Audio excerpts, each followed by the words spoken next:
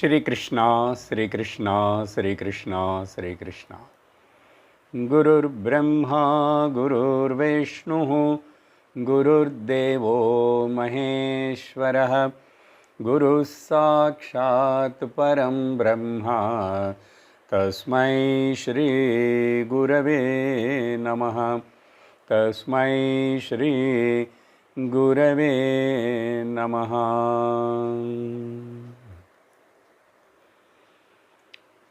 हरि ओम तत्सत्।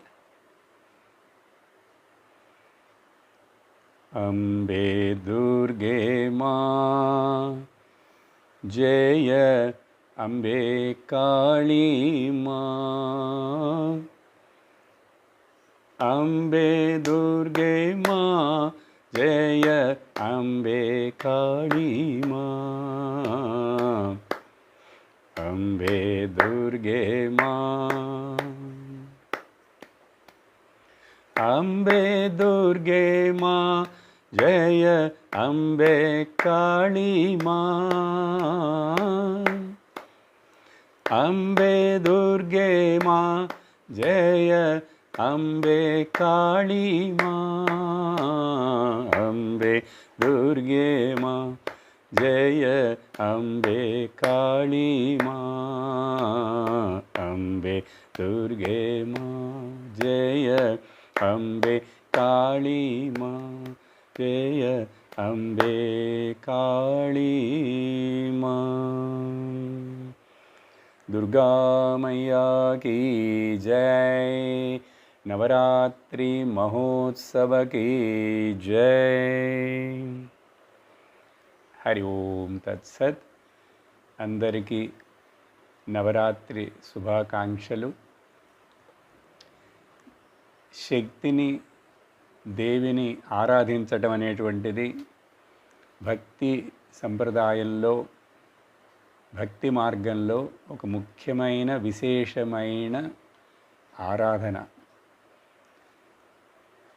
మన యొక్క ఇష్టదైవం వేరే ఏదో ఉన్నా కూడా మనందరము శక్తిని ఆరాధిస్తాము. ఎందుకంటే శివుడు శక్తి ఒకటే, రాధా కృష్ణుడు ఒకటే, సీతారాముడు ఒక్కటే. శక్తి లేకుండా శివను కానీ, రాధ లేకుండా కృష్ణుడు కానీ, సీత లేకుండా రాముడు కానీ ఉండరు. కాబట్టి ఎట్లా ఎవరిని ఆరాధించినా కూడా తెలుసుకోవలసినటువంటి సత్యము ఒక్కటే.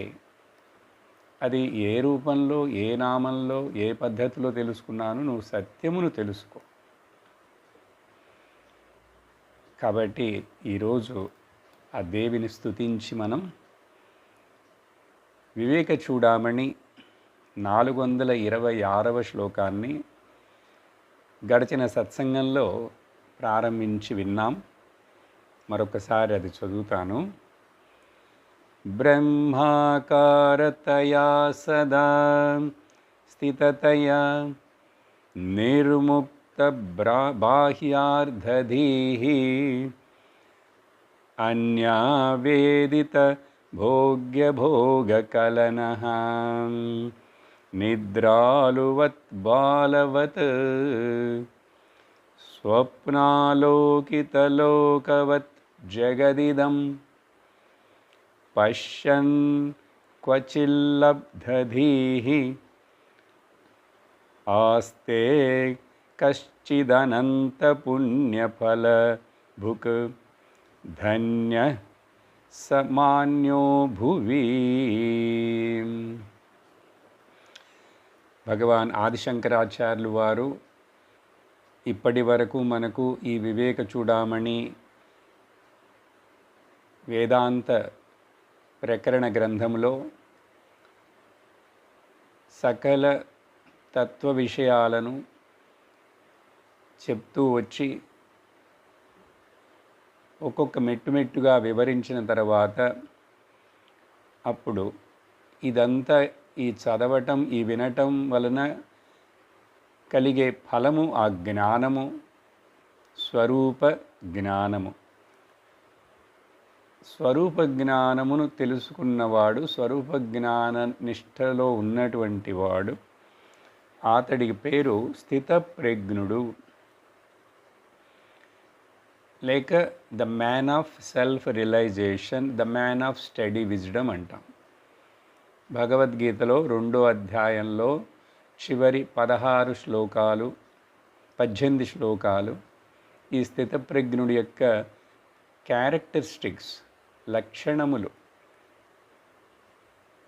హాల్ మార్క్స్ ఆఫ్ ది స్థితప్రజ్ఞ జ్ఞాని ఆర్ జీవన్ముక్తుడు.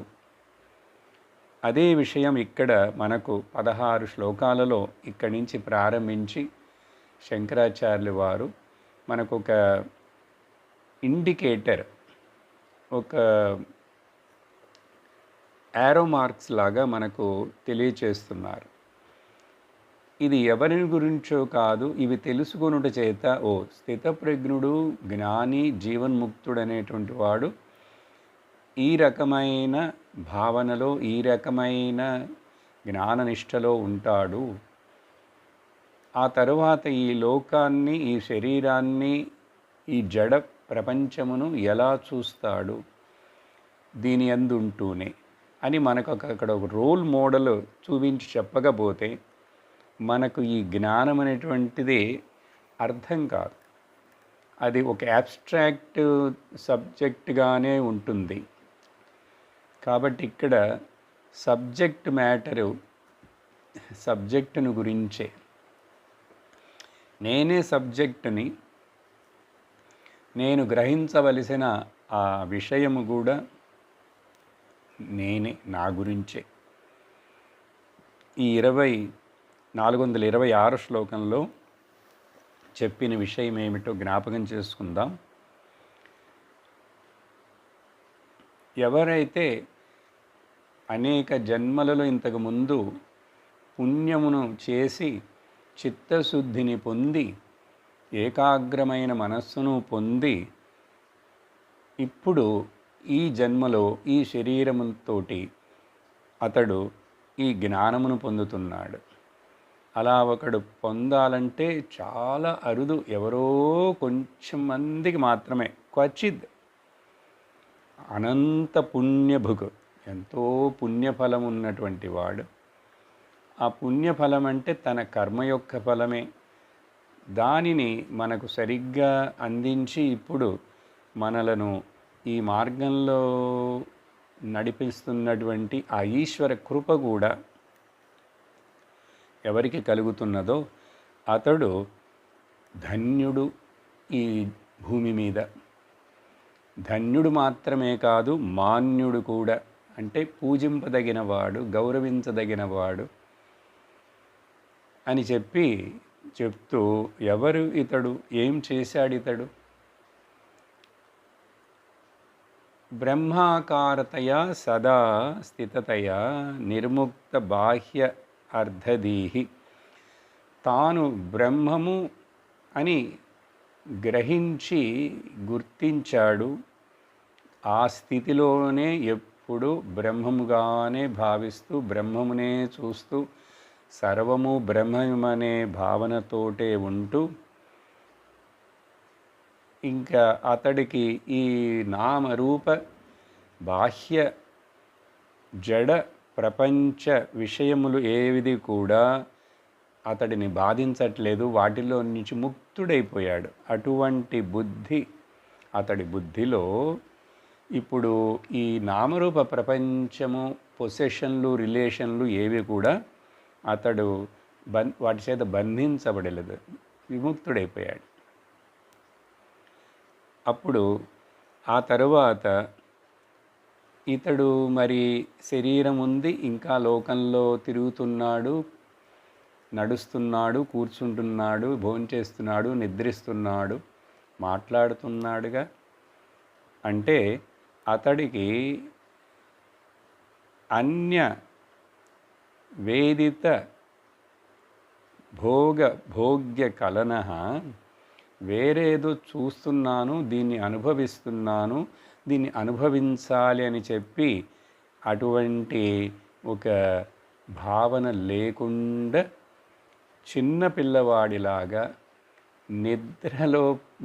నిద్రపోతున్న వాడిలాగా ఈతడు ఈ ప్రపంచంలో ఇంకా ఎంతకాలం ఈ శరీర ఉపాధి ఉండాలో అంతకాలం ఉంటూ ప్రవర్తిస్తుంటాడు. కానీ అతడి దృష్టిలో ఇక్కడ బాలవత్ నిద్ర అని చెప్పినందువలన నిద్రలో అప్పుడప్పుడు మరలా కల వచ్చినప్పుడు అట్లా కలలోకి వెళతాం. ఆ కళని మరలా కొంచెంసేపు చూస్తాం. కళలో మనం ఒక్కొక్కసారి మాట్లాడతాం, కళలో ఒక్కొక్కసారి కలవరిస్తాం, కళలో ఒక్కొక్కసారి నవ్వుతాం, మరలా నిద్రపోతాం. ఇది మనం చేస్తున్నామనేది మనకు తెలియదు. నిద్రలో ఉన్నప్పుడు చిన్న పిల్లలు, పసిపిల్లలను చూశారంటే చక్కగా గమనించవచ్చు. ఆ పసిపిల్లవాడికి నిద్రపోతూనే ఉంటాడు. ఇప్పుడిప్పుడు పుట్టిన కొన్ని రోజులు నెలల పిల్లవాడు. అప్పుడు పాలు కూడా తాగటం మర్చిపోతాడు. అప్పుడప్పుడు అతడు బిడ్డ పాలు తాగుతూనే నిద్రపోతుంది. మళ్ళీ అమ్మ వాడిని కొంచెం కదిపి మళ్ళీ పాలు చప్పరించేట్లుగా చేయాలి. అట్లా ఇంకా ఈ జ్ఞాని కూడా ఈ లోకంలో ఆ నిద్రలో ఉన్నటువంటి వాడు అప్పుడప్పుడు కలను చూసినట్లు, ఆ నిద్రపోతున్న పిల్లవాడు మరల కొంచెం కొంచెం లేచి పాలు దాగి మళ్ళీ పడుకున్నట్లుగా ఈ శరీరము ఇంకా జరగబోయే ఈ ప్రారబ్ధ విషయమంతా కూడా అతడికి ఒక స్వప్నము లాంటిదే. ఈ జగత్ మొత్తాన్ని ఒక స్వప్నం లాగానే మళ్ళీ అప్పుడప్పుడు కళ్ళు తెరిచి చూసినట్టుగా చూస్తాడు. ఏదో అవంతటిగా అవి వచ్చిన చిన్న చిన్న పరిస్థితులు, అనుభవాలని చూస్తుంటాడు. కానీ అది వాటిల్లో నిజముందని అనుకోడు, వాటి చేత మోహింపబడడు. అలా ఎవరు చేయగలుగుతున్నాడంటే ఎవరికో ఇట్లాంటి చక్కటి జ్ఞాన స్థితి ఏర్పడుతుందో వాళ్ళ పుణ్యము చేత వాళ్ళు ధన్యులు, వాళ్ళు ఆరాధించదగిన మహాత్ములు ఈ లోకంలో అని చెప్పి చూశాం. తర్వాత శ్లోకంలో నుంచి ఇప్పుడు స్థితప్రజ్ఞుడు అన్నాం కదా, జ్ఞాని అన్నాము. అతడి లక్షణాలు ఏమిటి చెప్తున్నారు. స్థితప్రజ్ఞో యతిరయం యస్సదానందమశ్నుతే బ్రహ్మణ్యేవ విలీనాత్మా నిర్వికారో నిష్క్రియః. బ్రహ్మణి ఏవ విలీన ఆత్మా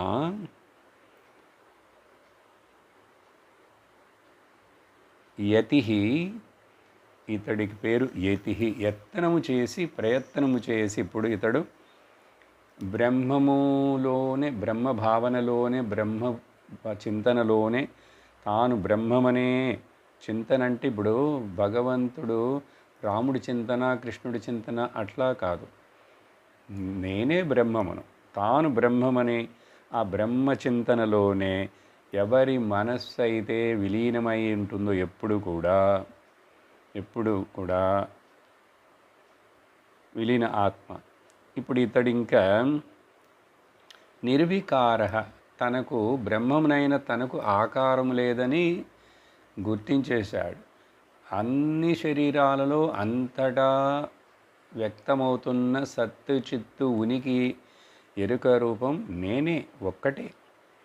అప్పుడు ఆకారం లేదు, నిర్వికార, వికారములు లేక నాలో ఏ విధమైనటువంటి వికారములు మార్పులు లేవని తెలుసుకున్నవాడు. కాబట్టి నేను బ్రహ్మముగా ఆ ఉనికి ఎరుకగా నేనేమీ చేయట్లేదు కాబట్టి నేను నిష్క్రియుడనని కూడా తెలుసుకున్నాడు. నేను కర్తను కాదు, భోక్తను కాదని తెలుసుకున్నాడు. అటువంటి ఈతడు యతి అయం యహ, ఎవరైతే ఇలా ఉన్నాడు అతడు స్థితప్రజ్ఞుడు. అది మాత్రమే కాదు, సదా ఆనందమశ్నుతే. ఇప్పుడు బాహ్య ప్రపంచమంతా నిజం కాదు అని తెలుసుకొని ఇంద్రియాలని దేన్ని కూడా బయట విషయ ప్రవర్తనలో ఆ భోగములలో పోనీయకుండా ఉన్నప్పుడు ఇంక వీడికి ఏముందండి మరి సుఖం అని మనం అనుకుంటాం అజ్ఞానంలో.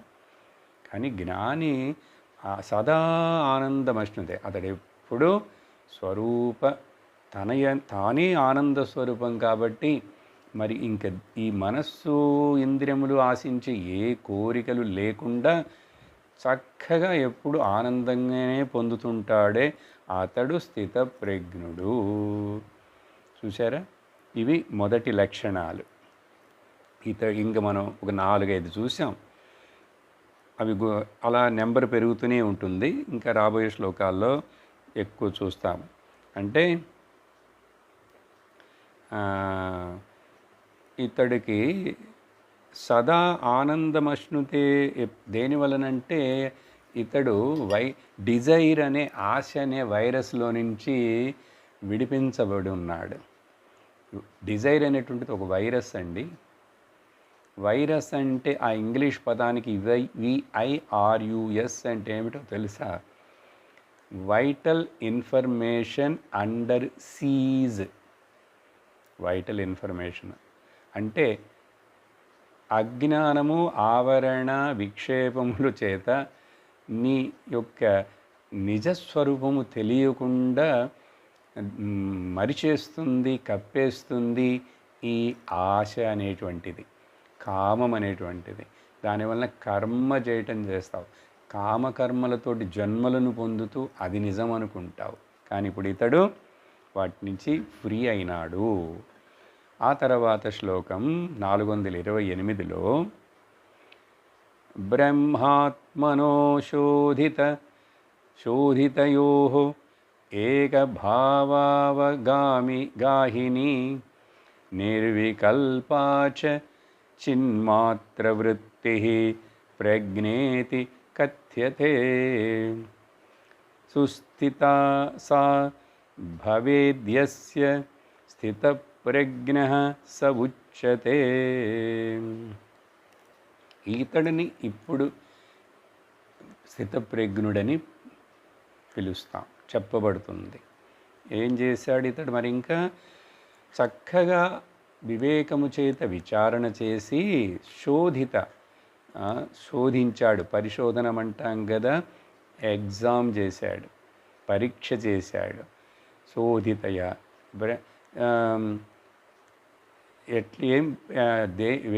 దేన్ని విచారించాడు, దేన్ని పరిశోధన చేశాడు? బ్రహ్మ ఆత్మ.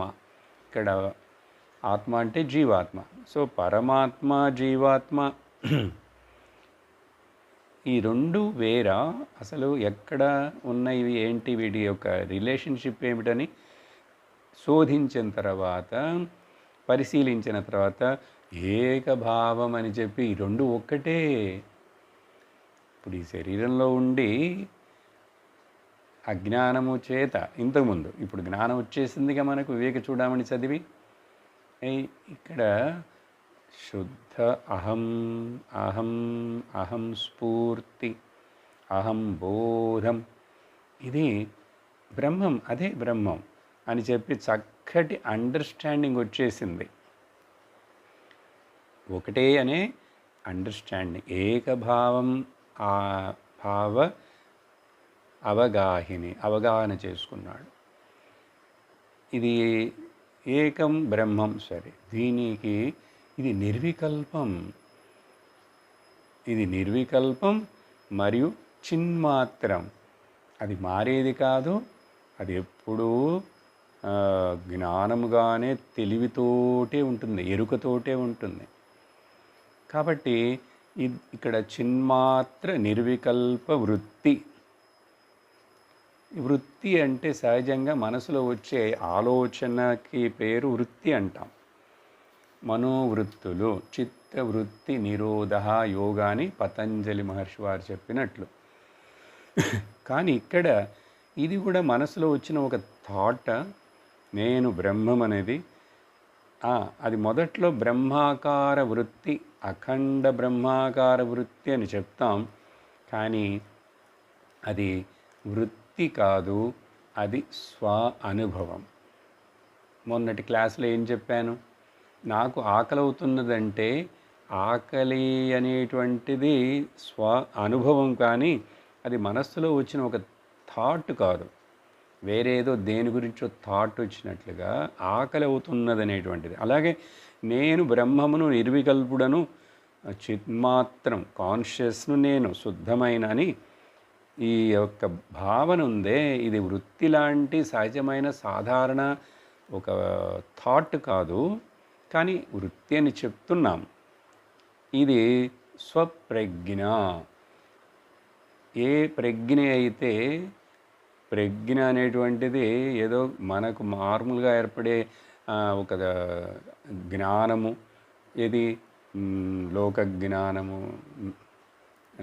మ్యాథ్స్ జ్ఞానము, కంప్యూటర్ జ్ఞానము, వాటిని కూడా జ్ఞానం అంటాం, ప్రజ్ఞ అంటాం. కానీ ఇక్కడ ప్రజ్ఞ అంటే ప్రకర్షణేన జ్ఞానం. అందుకనే ఒక మహావాక్యంలో ఏం చెప్పింది ఉపనిషత్తు? ప్రజ్ఞానం బ్రహ్మ, ప్రకర్షణేన జ్ఞానం. ఇది వృత్తి జ్ఞానము కాదు, ఇది స్వరూపం, స్వరూప జ్ఞానం. దానినే ఈ చిన్మాత్ర నిర్వికార వృత్తిని మాత్రమే, అది వృత్తి కాదు, నిజంగా అది ప్రజ్ఞ. అది కూడా ప్రకర్షణేన జ్ఞ ప్రజ్ఞ ఇది కథ్యతే, దాన్ని అంటాం, దాన్ని చెప్తారు. లేకపోతే ఎన్నో ఆలోచనలు, థాట్స్ వచ్చినాయండి, మీరు ఇప్పుడు నన్ను బ్రహ్మమని అనుకో అని చెప్పి ఇప్పుడు ఈ ఆలోచన చేయమంటున్నారు. ఇది కూడా ఆ మనసులో వచ్చిన అనేక ఆలోచనల లాంటిదా? ఇది కాదు. అప్పుడు ఈ విధంగా సరిగ్గా అర్థం చేసుకొని ఎవరికి ఇది వచ్చి దీంట్లో ఇంక ఈ జ్ఞానంలో సందేహం లేదు, సందేహరహిత జ్ఞానం, సుస్థిత అంటే సరిగ్గా నిలుచున్నాడు దాంట్లో, స్థితి సుస్థిత. స్వస్థత అంటాం, స్వస్థత, స్వాస్థ్యముగా ఉన్నారా, స్వస్థముగా ఉన్నారంటే ఆరోగ్యంగా ఉన్నారని అర్థం. సుస్థిత. అప్పుడు ఎవరికైతే ఇది జరుగుతుందో, ఎవరికి ఈ రకంగా, అది స్థితప్రజ్ఞ అని చెప్పబడుతుంది. ఆ తర్వాత అప్పుడు ఇంకా ఇతడు ప్రపంచంలో ఏ వ్యవహారాలు చేస్తున్నా కూడా ఏం చెప్పాం ఆ రోజు? ఒక ముఖ్యమైన ప్రాక్టీస్ సాధన, విను చూడు కానీ మాట్లాడకు, విను చూడు, దేని గురించి కామెంట్ చేయకు. ఇది ఈశ్వరుని యొక్క క్రియేషన్. సమష్టిలో ఏమి జరుగుతుందో అది జరుగుతూ ఉన్నది, దానిని ఎవరు మార్చేందుకు సాధ్యము కాదు.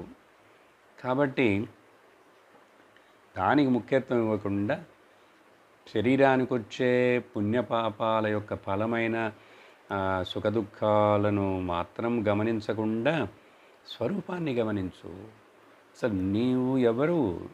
ఇవి నీకు సంబంధం ఉందా నిజంగా? ఇవి నీ ప్రాపర్టీనా అని విచారణ చేయి. ఇలా చెప్పిన తర్వాత ఇప్పుడు 429వ శ్లోకంలో యస్య స్థితా భవేత్ ప్రజ్ఞా యస్యానందో నిరంతరః ప్రపంచో విస్మృతప్రాయః సజీవన్ముక్త ఉచ్యతే. చూశారు ఇప్పుడు? స్థితప్రజ్ఞ అనే పదాల్లో నుంచి జీవన్ముక్తుడనే పదానికి వచ్చారు. అంటే అర్థం ఏమిటి? ఎవరైతే జీవన్ముక్తుడో అతడు స్థితప్రజ్ఞుడు, ఎవరైతే స్థితప్రజ్ఞుడో అతడు జీవన్ముక్తుడు. అందుకని జ్ఞానము, జ్ఞాని, జ్ఞానస్థితి అంతా ఒకటే. అది ఇప్పుడు ఇక్కడే ఏర్పడింది, కాబట్టి ఎవరి యొక్క ప్రజ్ఞ ఇట్లా స్థిరముగా దేనియందు ఉండాలో స్థిరంగా దాని యందు. చాలామందికి వాడి బుద్ధి వాడి మనసు అండి ఎప్పుడు ఆ డబ్బుల మీదే స్థిరంగా ఉంటుంది. లేకపోతే ఎప్పుడు చూసినా పాలిటిక్స్ మీదనే ఉంటుంది, ఎప్పుడు చూసినా తిండి మీదేనండి వాడి దృష్టి అంతా. అట్లా ఏదైనా చెప్పచ్చుగా, కానీ ఇక్కడ ప్రజ్ఞ అనేటువంటిది వాటికి చెందదు. ప్రకర్షణీయ జ్ఞానం అంటే ఒకే ఒకటి స్వరూప జ్ఞానం గురించి మాత్రమే, మిగిలినవన్నీ చెల్లుబాటు అవ్వవు ఇక్కడ. కాబట్టి ఎవరి యొక్క ప్రజ్ఞ అయితే ఇలా స్థిరముగా సుస్థితముగా ఉండవలసిన చోట ఉంటుందో, ఉండవలసిన దాని యందు ఉంటుందో, అప్పుడు అతడి యొక్క ఇంకా ఆనందం కూడా చూసామంటే ఇతడి ఆనందం వచ్చి ఇంటరప్ట్ అయ్యేటువంటి ఆనందం కాదు, వచ్చిపోయేటువంటి ఇంద్రియ సుఖం కాదు, నిరంతర ఆనంద. ఎవరి యొక్క నిరంతర ఆనందం అన్ఇంటరప్టెడ్ హ్యాపీనెస్ సప్లై.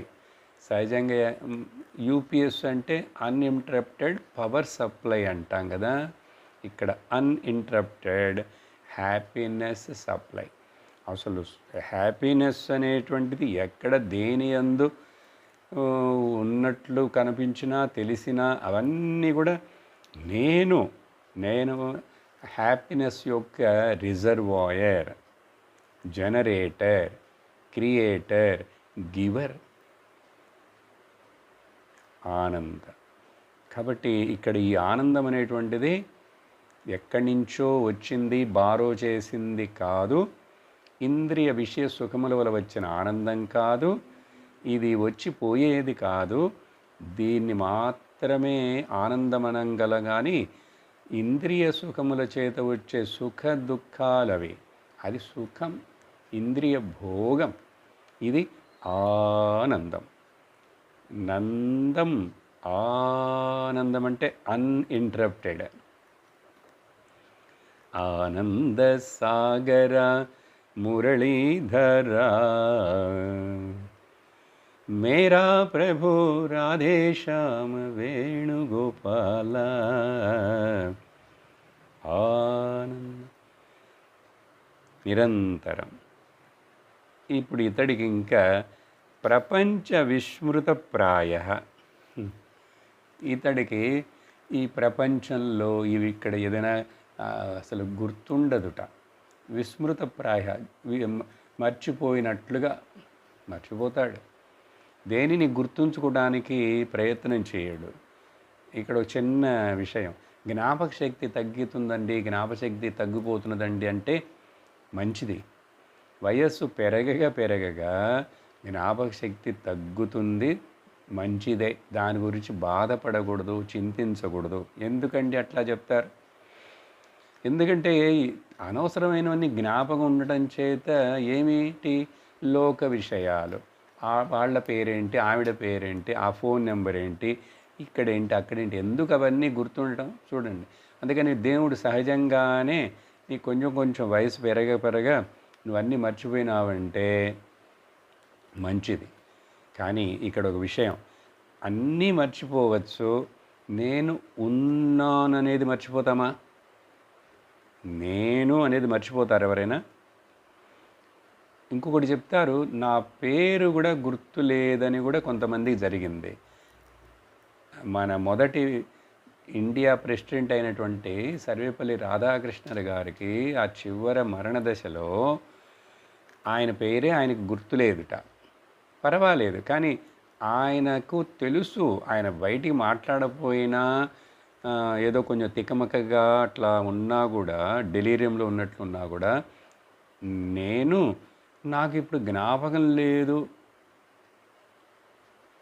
కానీ నాకు జ్ఞాపకం ఏది లేదని చెప్పడానికి నువ్వు ఉండాలిగా, అప్పుడు నీ గురించి నీకు జ్ఞాపకం ఉందిగా. కాబట్టి స్వరూప విస్మరణం ఎన్నటికీ ఉండదు.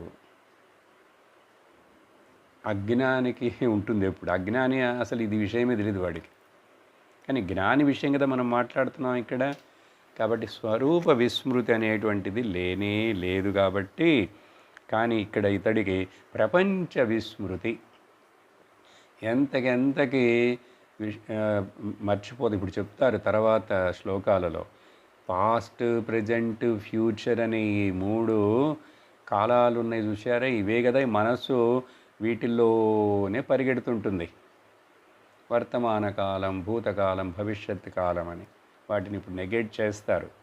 కాబట్టి దానికి ఇక్కడ ఫౌండేషన్గా చెప్తున్నారు విస్మృత ప్రాయ. ఎవరైతే ఇలా అంటే ఏంటి, ఇంకా లోక విషయాలు, ఆ విషయాలు, పాత విషయాలు, వాళ్ళని గురించి వీళ్ళని గురించి గుర్తుంచుకోవాలని ప్రయత్నం చేయడు, కొంచెం కొంచెం కొంచెం మర్చిపోతాడో, ఎవరైతే అట్లా చేస్తాడో అతడండి జీవన్ముక్తుడు. కానీ ఇది అందరికీ మనకు నచ్చదుగా.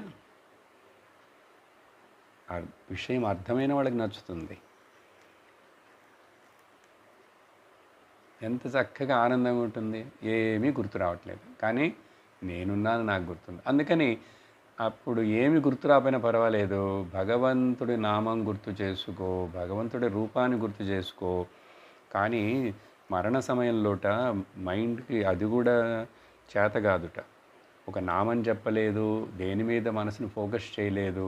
అందుకని ఏం చెప్తారంటే పెద్దలు, మనసు పనిచేస్తున్నప్పుడే కొంచెం బాగా కాన్షియస్గా ఉన్నప్పుడే ముక్కులో నోట్లో ట్యూబులు పెట్టడానికి ముందే నారాయణ నారాయణ నారాయణ నారాయణే మనస్సుని దాంట్లో ఊరవేసేయి, ఊరగాయలాగా ఊరవేయి. అదే స్పాంటేనియస్గా ఇంకా లోపల మంత్రం తానంతటితో అదే వస్తుంటుంది, ఎఫర్ట్ లేకుండా రావాలి. అందుకనే భక్తులు చెప్తారు, భగవంతుడా ఆ చివరి దశలో నాకు ఏ స్థితిలో ఉంటుందో నా మనస్సు, ఈ ఇంద్రియాలు, ఈ శరీరం, పిత్త వాత కఫాల చేత నేను కష్టపడుతూ పోయే దశలో ఉన్నప్పుడు నిన్నెట్లా గుర్తుంచుకుండేది. అందుకని నన్ను నువ్వు గుర్తుంచుకో. నేను నీ భక్తుడిని కదా, నేను ఇంతకాలం నీ పేరు చెప్పాను కదా, నిన్నే స్మరిస్తున్నాను కదా, నిన్నే శరణాగతి అడిగి పొంది ఉన్నాను కదా. కాబట్టి ఇంక చివరి దశలో అప్పుడు నేను లేను కాబట్టి దానికి ఇప్పుడే నేను నీతో చెప్తున్నాను, నువ్వు గుర్తుంచుకో. ఇది భక్తిలో చెప్తాం ఇట్లా. అందుకని కానీ ఇప్పుడు ఆ బ్రహ్మ నిధిధ్యాసనం, బ్రహ్మానుచింతనం చేసి కనుక మనం ఉన్నామంటే ఇంకా ఆ తర్వాత గుర్తుంచుకుండేది ఏమిటి? ఇక్కడ ఏమి గుర్తుంచుకోవాలి? మనస్సు ఉంటే గుర్తుంచుకుంటాం. మెమరీ. మనస్సే నేను కాదుగా, నేనే అని గుర్తించేసాను ఇప్పుడే. ఇంకా మళ్ళీ ఏంటి జ్ఞాపకం పెట్టుకోవాలి? జ్ఞాపకం అనేటువంటివన్నీ కూడా ప్రపంచానికి చెందిన విషయాలు, అనాత్మకి చెందిన విషయాలు. కాబట్టి ఇక్కడ ఇప్పుడు విస్మృత ప్రాయ అంటే కళ్ళు చూస్తున్నాయి, చెవులు పనిచేస్తున్నాయి, ముక్కు పనిచేస్తున్నది. ఇలా ఈ 5 శబ్ద స్పర్శ రూపరసగంధాలు ముసలితనం వచ్చిన తర్వాత కొంచెం కొంచెం వీక్గా ఉంటాయి, కొంచెం కొంచెం పనిచేస్తాయి. కొంతమంది కొంచెం బాగా వాటి శక్తి తగ్గిపోతుంది. ఏం భయపడక్కర్లేదు, దాని గురించి చింతించక్కర్లేదు. అవి నేను కాదు కదా, అవి ఉంటే ఏంటి పోతే ఏంటి నాకు. అప్పుడు ఏదేదో అనుభవం ఏర్పడుతున్నదే కానీ అనుభవించేవాడు అక్కడ పుట్టలేదు. The experiences may happen, but the experiencer is not Born. జాగ్రత్తగా అర్థం చేసుకోవాలి విషయం. పర్సెప్షన్లు ఏర్పడుతున్నాయి, ప్రొజెక్షన్లు లేవు. కిందటి క్లాస్లో చెప్పానుగా. అలాగే ఎక్స్పీరియన్సెస్ ఆర్ జస్ట్ హ్యాపెనింగ్, కానీ ఎక్స్పీరియన్సర్ అనేటువంటిది పుట్టలే. ఎందుకంటే ఆ రియల్ ఎక్స్పీరియన్సర్ అది నిత్యశుద్ధ బుద్ధముక్త ఏకసార నిత్య సత్య వస్తువు. అది మారుతున్నటువంటి ఎక్స్పీరియన్సర్లు కాదు. ఇప్పుడు చెప్పాను ఇంతకుముందు, toucher, listener, toucher, then seer, then taster and smeller. చూసారా? వినేవాడు, స్పర్శించేవాడు, చూస్తున్నవాడు, రుచించేవాడు, ఘ్రాణం స్మెల్ని వాసన తెలుసుకున్నవాడు, ఇవన్నీ వేరువేరుగా ఉన్నాయి. ఇవి ఇక్కడ ఇప్పుడు పుట్టనీడు వీటిని. జరుగుతున్నా కూడా, చూస్తున్నాను, వింటున్నాను, ఏం చేస్తున్నా కూడా ఎక్స్పీరియన్సర్లు ఇలా మళ్ళీ మళ్ళీ పుట్టి పెరగట్లేదు వాళ్ళు. అప్పుడు ఒకే ఒక అఖండ అనుభవ ఎక్స్పీరియన్సర్ అంటే ఈ రకమైన ఇంద్రియ విషయ ఎక్స్పీరియన్సర్లు కాకుండా సర్వధీ సాక్షిభూతంగా ఉన్నటువంటి ఆ ఎక్స్పీరియన్సర్ మాత్రం నిత్య నిరంతరంగా ఉంటాడు. అతడిని ఎక్స్పీరియన్సర్ అని కూడా చెప్పలేం. ఎందుకంటే అతడి దృష్టిలో ఇక్కడ బ్రహ్మము తప్ప మరొకటి లేదు. బ్రహ్మమునే ఎక్స్పీరియన్స్ చేస్తాడా? రెండు ఉంటాయి కదండి ఎక్స్పీరియన్స్ చేసేది. ఒకటే ఉన్నది ఏకం చిన్మాత్రం ఏకం అని చెప్తుంటే ఇంకొకటి ఉంటే కదా. నన్ను నేనే ఎట్లా ఎక్స్పీరియన్స్ చేసుకునేది ఏముంది? ఒకటే. కాబట్టి ఈ మాటలన్నీ కూడా అక్కడ చెల్లవు, కొంతవరకే చెల్లుతాయి. 430వ శ్లోకంలో ఇప్పుడు లీనధీరపి జాగర్తి జాగ్రద్ధర్మ వివర్జితః బోధో నిర్వాసనో యస్య సజీవన్ముక్త ఇష్యతే. ఎవరిని జీవన్ముక్తులని చెప్పగలం? ఈతడు. సహ ఎవరు? లీనధీహి అపి. ఇతడి యొక్క ఇప్పుడు బుద్ధి మనస్సు మళ్ళీ జాగ్రత్త మెలుకుతో ఉన్నాడు కూడా,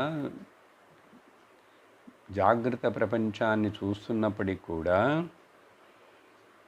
ఇతడి యొక్క ఆలోచనలో మనస్సే లీనమై ఉన్నది బ్రహ్మములో. కాబట్టి జాగ్రత్త ధర్మం వివర్జిత. ఈ జాగ్రత్త అవస్థలో ఏర్పడుతున్నటువంటి ఇవి చెప్పాను ఇప్పుడు, ఎక్స్పీరియన్సర్లు ప్లూరల్, వాటి ముఖ్యత్వం ఇవ్వట్లేదు. అందుకనే జాగ్రత్త ధర్మం, మెలుకులో ఉంటే మనసు పనిచేస్తుంటే 5 ఇంద్రియాలు 5 రకాల విషయ ఇన్ఫర్మేషన్లు మనసులోకి పంపిస్తూనే ఉంటాయి. కానీ ఇతడు వాటన్నిటినీ సాక్షిలాగలా చూస్తాడు, దేనికి ముఖ్యత్వం ఇవ్వడు, విస్మృత ప్రాయంలాగా ఉంటాడు. అప్పుడు ఇతడికి జాగ్రత్త ధర్మం వదిలి వెళ్ళిపోయింది. వివర్జిత, వదిలేశాడు. అంటే నిద్రలోకి పోయినాడా? పోలేదు, మెలుకుతో ఉండే. అదే చెప్తున్నారు. అప్పుడు మెలుకుతో ఉండే ఈ జ్ఞానము చేత, ఎరుక చేత సర్వమును నాలో లీనమైపోయినాయి, నా యందు ఊరికినట్ల వ్యక్తమవుతున్నాయి, ప్రొజెక్ట్ అవుతున్నాయి. సముద్ర జలములో అలలు అలా పుట్టి అలా కనుమరుగైపోతున్నాయి. అలలు పుట్టినాను పుట్టలేన్నాను, సముద్రమైనటువంటి ఆ జలరాశికి ఏదైనా బాధ ఉందా, లోటు ఉందా? లేదు. అలా అప్పుడు ఇతడు ఈ బుద్ధిలో ఇప్పుడు ఇంకా వాసనలన్నీ తొలగిపోయి నిర్వాసన బోధ. ఎవరి యొక్క బుద్ధిలో అంటే అంతరంగములో ఈ శ్రవణ మనన నిధిధ్యాసనాల వలన అన్ని వాసనలన్నీ వాషింగ్ మిషన్లో వేసి అంత డస్ట్ మురికంతా పోయినట్లుగా వాసనలన్నీ తొలగిపోయినాయి. అందుకని ధ్యానము నిధిధ్యాసనము వలన ఏమవుతుందంటే శ్రవణముతోటే కూడా అన్నీ, కానీ కొంచెం కాలం పడుతుంది, కొంచెం కాలం పడుతుంది. ఇప్పుడు వాషింగ్ మిషన్లో అన్నీ వేసేసి ఇది ఆన్ చేస్తే టైం చూస్తున్నదిగా 40 మినిట్స్ అని. అలాగే ఆ మురికి పోవాలంటే వాసనలనే మురికి ఒక్కొక్కళ్ళకి కొంత కొంత కాలం పడుతుంది. అర్థమైందా? అప్పుడు ఆ వాసనాక్షయమును కోసం చేయవలసిన కొన్ని సాధనలను చేయాలి. ఆ సాధనలో కర్మయోగ ఒక భాగం, ఉపాసన యోగ ఒక భాగం, మరియు ఈ అన్నిటికంటే అత్యంత పవర్ఫుల్ అయినటువంటి సాధనలు ఏంటంటే శ్రవణ మనన నిధ్యాసనం. ఇది దీనికి మించిన మందు మరొకటి లేదు. అలా చేసిన వాడు జీవన్ముక్తుడు. 431 శాంత సంసార కలనః కళావానపి నిష్కలః యస్య చిత్తం వినిశ్చింతం సజీవన్ముక్త ఇష్యతే. చూడండి, జీవన్ముక్తుడంటే ఇతడు. చూసారా, మనందరం ఏమనుకుంటున్నాం, చచ్చిపోయిన తర్వాత ఇతడు వైకుంఠానికి వెళితే జీవన్ముక్తుడు, కైలాసానికి వెళ్తే ముక్తుడు.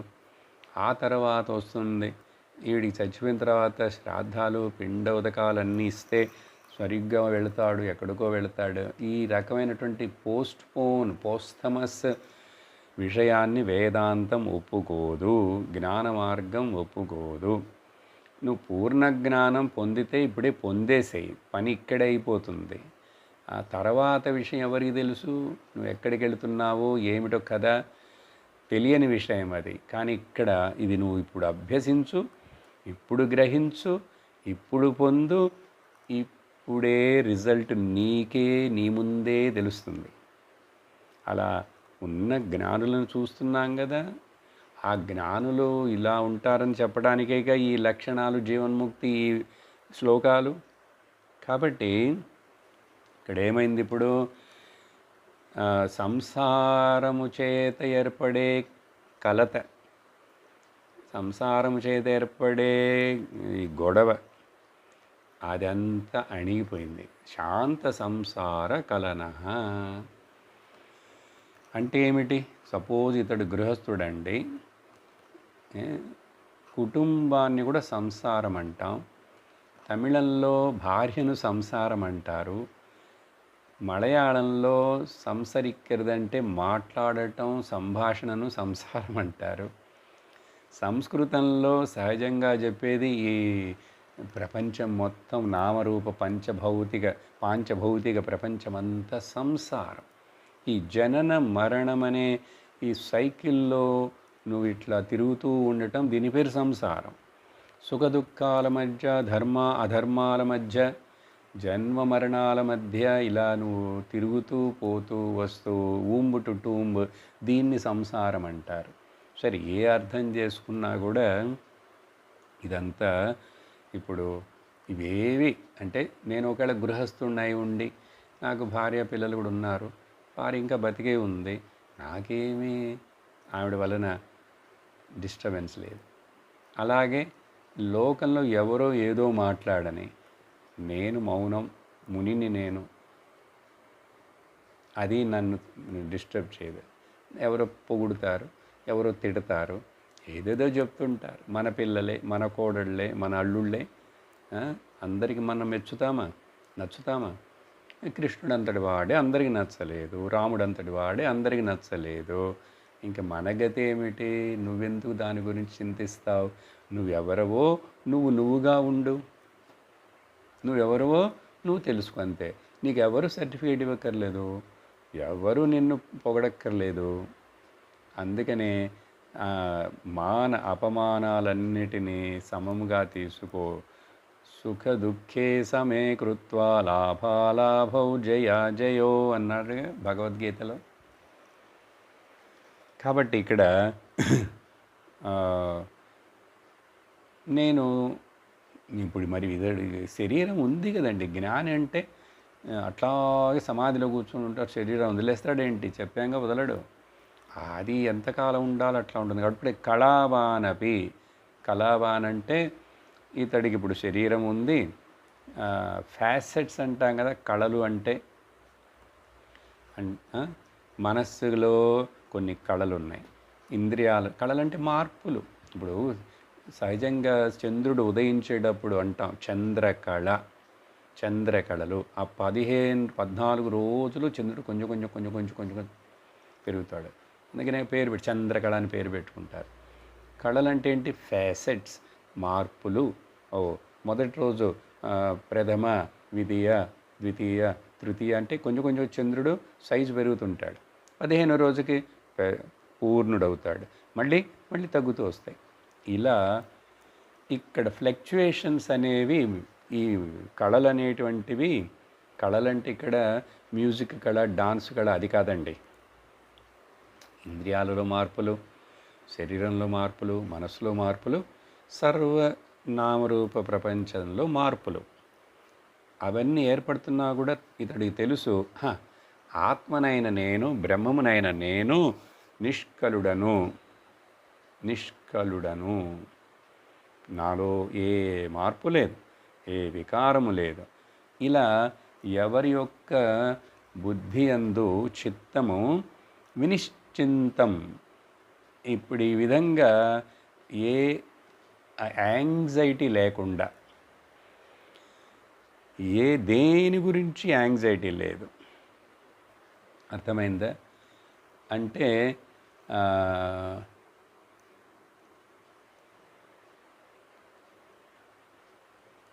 ఇతడికి ఇంకా టెన్షన్ లేదు. చింత, నిశ్చింత, వినిశ్చింత, అసలు ఏ రకమైనటువంటి డిస్టర్బెన్స్ లేదు. డిస్టర్బెన్స్లు వస్తున్నాయి కానీ డిస్టర్బ్ అవ్వడు. ప్రాబ్లమ్స్ వస్తున్నాయి కానీ ప్రాబ్లమాటిక్ అవ్వడు. ప్రాబ్లమ్స్ ప్రాబ్లమాటిక్గా చూడడు. కాబట్టి ఇతడు అప్పుడు ఫ్రీ ఫ్రమ్ ది ఈ చింత, యాంగ్జైటీ, వర్రీ అన్నిటిలోంచి అతడిని జీవన్ముక్తుడని చెప్పాలి.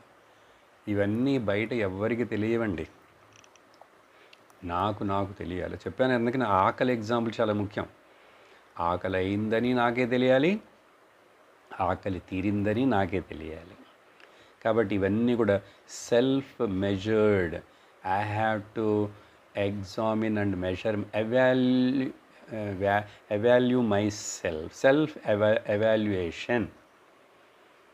ఎవరు చెప్పగలరు? శాస్త్రం చెప్తున్నది ఇవి నా యందు ఉన్నాయా, ఇవి నా యందు నేను పెంపొందించుకోవాలా లేదా, నేను కూడా ఈ స్థితికి రావాలి.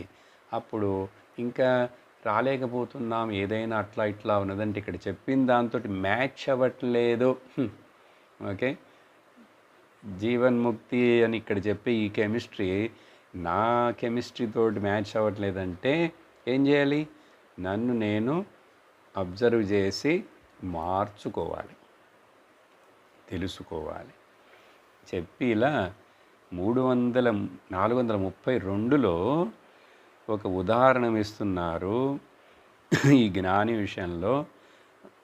వర్తమానేపి దేహేస్మిన్ ఛాయా వదనువర్తిని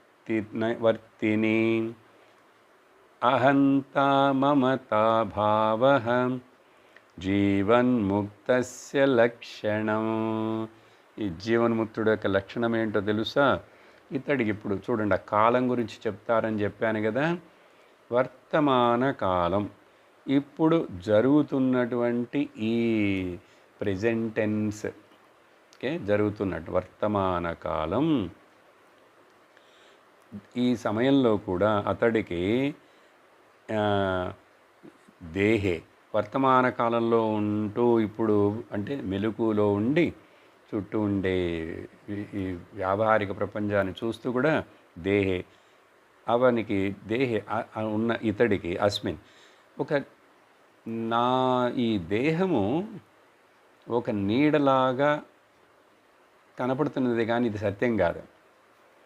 నేను బింబమును, బ్రహ్మమును, ఒక నీడ, నా నీడలాగా అక్కడ శరీరం అక్కడ కనపడుతున్నది. లేక నీడకి ఏదైనా ముఖ్యత్వం ఉందండి? నీడలో సత్యత్వం ఉందా? కానీ నీడ నా శరీరాందే పడుతున్నది అక్కడ. కానీ నీడ నిజం కాదు, నీడ సత్యము కాదు.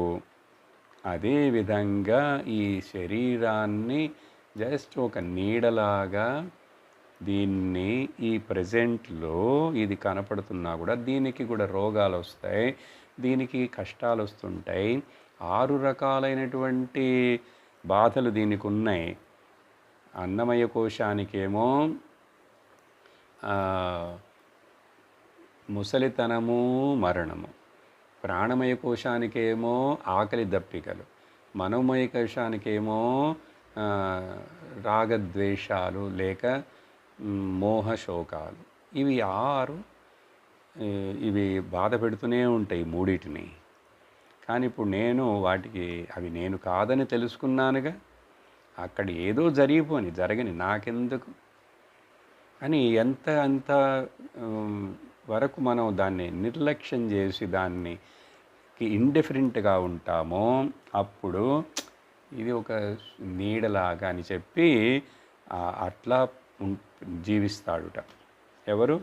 ఇది జీవన్ముక్తుడు. అది మాత్రమే కాదు, అలా ఉన్నప్పుడప్పుడు ఇతడికి ఇంకా అహంకారము లేదు, మమకారము లేదు, ఈ భావన లేదు. అహంత మమత అభావ. శరీరం నేను అనుకున్నప్పుడే నేను అని చెప్పి తర్వాత ఇది నాది అండ్ దీనికి చెందిన ఇవన్నీ నావి. ఈ రెండే కదా అజ్ఞానం సంసారానికి కారణము. 2 అహంత మమత, నేను నాది. ఏది నువ్వు? ఈ 5 అడుగులు 6 అడుగులు ఉన్నటువంటి 60 కిలోలు ఉన్నటువంటి ఒక టైంలో ఒక డేట్ ఆఫ్ బర్త్లో జన్మించినట్లు కనపడుతూ ఆ తర్వాత ఒక డేటు ఒక టైంలో కనిపించకుండా పోయే నువ్వు ఇదే అశాశ్వతముగా ఇట్లా ఉన్నప్పుడు దీనికి చెందినవన్నిటినీ నావి, నా ఆస్తులు, నా పాస్తులు, నా ఇళ్ళు వాకిళ్ళు, నా వాళ్ళు, నా పిల్లలు. ఏంటి ఇదేంటి? అజ్ఞానం. అందుకని జీవన్ముక్తుడి యొక్క లక్షణం ఏంటి? అహంకార మమకారం లేకుండా ఉండటం. దేన్ని క్లెయిమ్ చేయకు. ఈ శరీరం నాదని క్లెయిమ్ చేయకు, ఈ శరీరానికి చుట్టూ ఉన్నటువంటి ఆ పొజిషన్లు రిలేషన్లు ఏవైనా నావని క్లెయిమ్ చేయకు. ఏది నీది కాదు. ఒక రకంగా ఇలా చేయి. లేక మరొక రకంగా ఏం చెప్పచ్చు అంటే అన్నీ నావే. రెండండి, అన్నిటినీ ఇంక్లూడ్ చేయి లేక అన్నిటిని ఎక్స్క్లూడ్ చేయి. కొన్నిటిని ఇంక్లూడ్ చేసి కొన్నిటిని ఎక్స్క్లూడ్ చేసావంటే ప్రాబ్లం. అది అజ్ఞానం, అది సంసారం అవుతుంది. ఏదో ఒక మెథడ్ ఫాలో చేయి. అర్థమైందా? అన్నీ నేనే అని చెప్పాలంటే జ్ఞానం వేదాంతం మార్గంలో లేక అన్నీ ఏది నాది కాదని చెప్తే భక్తి మార్గం. అవన్నీ పరమేశ్వరుడివి, ఈశ్వరుడివి, ఏదైనా ఒకటే. అందుకని దీన్ని ఏమంటారంటే అన్నీ నువ్వు నీ యందు పెట్టుకో లేక అన్నిటినీ తొలగించేసేయి. దీన్నే అన్వయ వ్యతిరేకం అంటారు టెక్నికల్గా. అప్పుడు దీనికి సింపుల్గా అర్థం చేసుకోవాలంటే నా జీవితంలో నాకు రూల్స్ని ఎక్కువ పెట్టుకోకూడదు. ఓకే, లెస్సర్ ద రూల్స్ నువ్వు మోర్ హ్యాపీ విల్ బీ. అర్థమైందా? అంటే less choice, less misery. So lead a choiceless existence అంటాం. Choiceless existence. ఈ లోక విషయం ఈశ్వరు యొక్క ఈ సమష్టిలో మనకి చాయిస్ లేదు. అందుకనే దుఃఖం వచ్చినప్పుడు నేను దుఃఖపడాలా దుఃఖపడకూడదా అనేటువంటి చాయిస్ నాది. అది ఒకటే ఉంది, ఆ చాయిస్ ఉంది. నేను ఇది నిజమని తీసుకోవాలా, ఇది నిజం కాదని తీసుకోవాలా, ఆ చాయిస్ నాకుంది.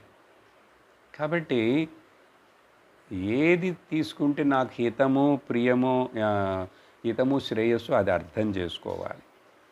సరే, ఈ నీడ ఉదాహరణ చెప్పిన తర్వాత 433 శ్లోకంలో అతీతాననుసంధానం భవిష్యద విచారణం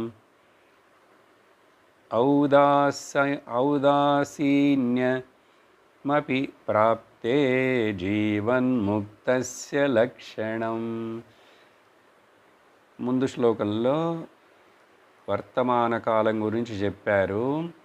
ప్రజెంట్లో ఏమి జరుగుతున్నా కూడా దాన్ని అలాగే నువ్వు ఒక నీడలాగా, ఒక జస్ట్ స్క్రీన్ మీద కనపడే డ్రామాలాగా తీసుకో.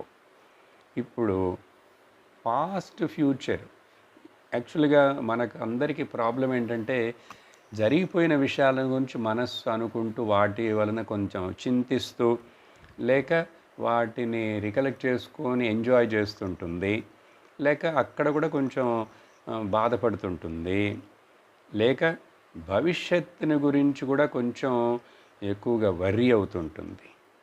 అప్పుడు ఇక్కడ ఏం చెప్తున్నారంటే పాస్ట్ని వదిలేసేయి.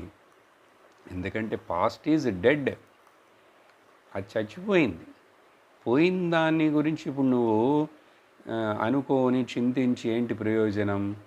ఒకే ఒక ప్రయోజనం, learn the lessons from your past experiences. Learn A lesson.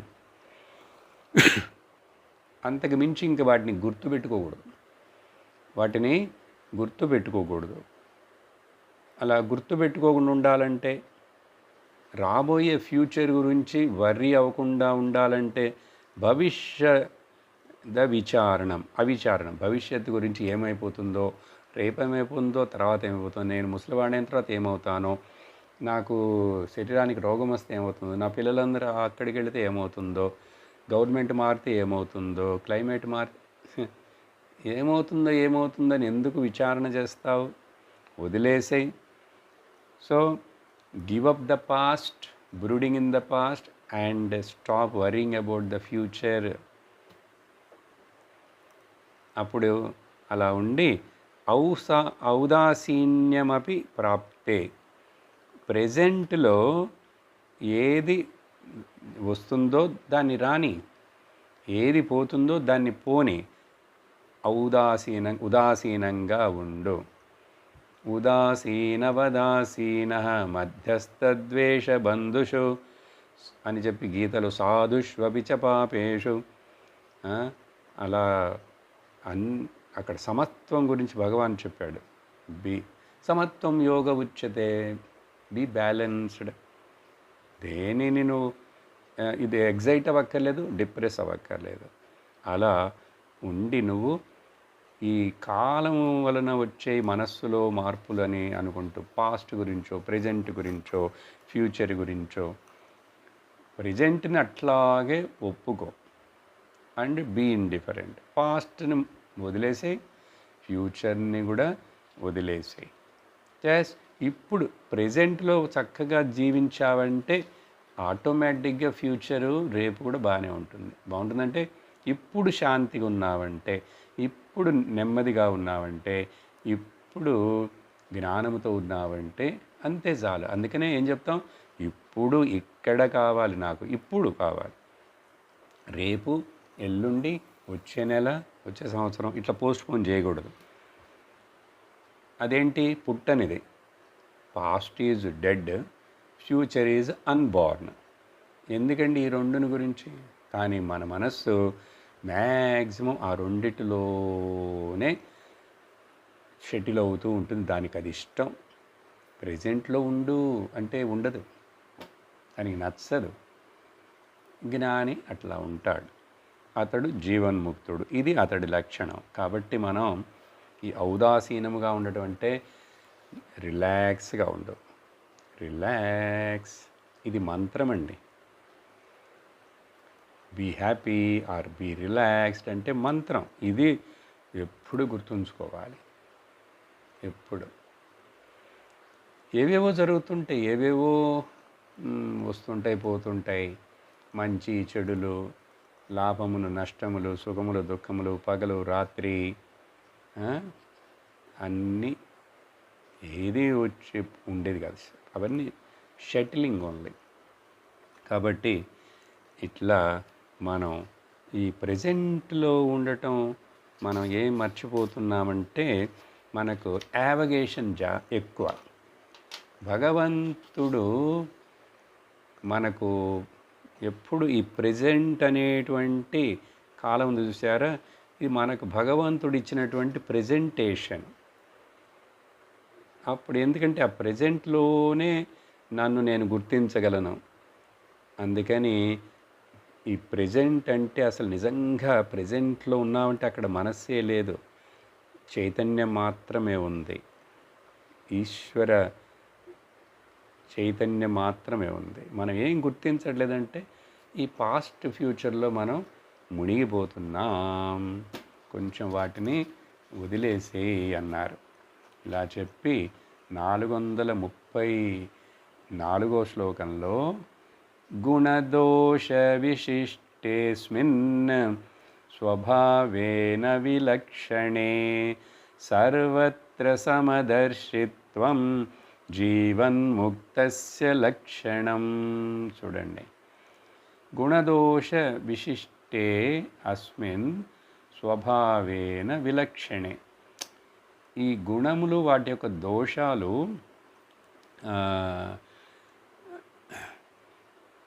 ఉంటుంటాయి బయట. దేంట్లో దోషాలు లేవు. గుణదోషం అంటే మెరిట్ అండ్ డీమెరిట్ ఇవి ఉంటూనే ఉంటాయి. అందుకనే ఈ ఫినామినల్ రిలేటివ్ వరల్డ్కి ఏం పెట్టాం పేరు, ఇది ద్వంద్వములతో కూడి ఉన్నటువంటిది. అది దాని స్వభావం. కాబట్టి గుణ దోష, గుణం అంటే మెరిట్, డీమెరిట్, పుణ్యపాపాలు, విశిష్టే అవి ఇక్కడ మేజర్ రోల్ ప్లే చేస్తున్నప్పటికి కూడా వాటి స్వభావానికి తగినట్లు ఈతడు జీవన్ముక్తుడు మాత్రం విలక్షణుడుగా తనను తాను ఆత్మ, నేను ఆత్మను, నేను బ్రహ్మమును, అహం బ్రహ్మాస్మి, అహం బ్రహ్మాస్మి అని చెప్పి అహం మాత్రమే కాదు సర్వం బ్రహ్మమయమని కూడా సర్వత్ర సమదర్శిన. చూసారా, అంత రామమయం, అంత శివమయం, కృష్ణమయం అని ఇలా సర్వత్ర సమదర్శనంగా అన్నిటి యందు, అన్ని కాలాలలో, అన్ని చోట్ల ఉన్నటువంటిది ఈ చైతన్యమే. అది నేను. ఇక్కడ సర్వత్ర సమదర్శనం అంటే మళ్ళీ దేవుడు అంతటా ఉన్నాడని చెప్తే మళ్ళీ నువ్వు వేరుగా ఉంటావా? అదేదిగా మొదట చెప్పాం, పరమాత్మ జీవాత్మ భేదం లేదనే జ్ఞానం మొదలు రావాలి. అప్పుడు ఈ సర్వత్ర సమదర్శనానికి ఒక అర్థం వస్తుంది, చక్కటి మీనింగ్. ఇది ఇలా ఉండుట జీవన్ముక్తుడి యొక్క లక్షణం. ఈ సర్వత్ర సమదర్శనం అంటే ఏమిటి? భగవద్గీతలో, ఉపనిషత్తులో అనేక చోట్ల దీన్ని మనకు ఈ స్థితప్రజ్ఞుడు, జ్ఞాని, జీవన్ముక్తుడు యొక్క ముఖ్యమైన ఒక లక్షణంగా అతడి యొక్క స్థితిని చెప్పేటప్పుడు ఇది అల్టిమేట్ టాప్ పినకిల్. ఎందుకంటే అక్కడ ఏకమైపోతుంది. ఉపనిషత్తు యొక్క పవర్ఫుల్ స్టేట్మెంట్ ఏకమేవా ద్వితీయం అనేది అక్కడ నిర్ణయం అయిపోతుంది. కాబట్టి అప్పుడు వచ్చే క్లాసులో దానికి సంబంధించిన చాలా రిఫరెన్సెస్ని చూసి తర్వాత శ్లోకాలు చదువుదాం. ఓం పూర్ణమదః పూర్ణమిదం పూర్ణాత్ పూర్ణముదచ్యతే పూర్ణస్య పూర్ణమాదాయ పూర్ణమేవావశిష్యతే. ఓం శాంతి శాంతి శాంతి. హరి ఓం శ్రీ గురుభ్యో నమః. హరి ఓం. హరి ఓం తత్సత్.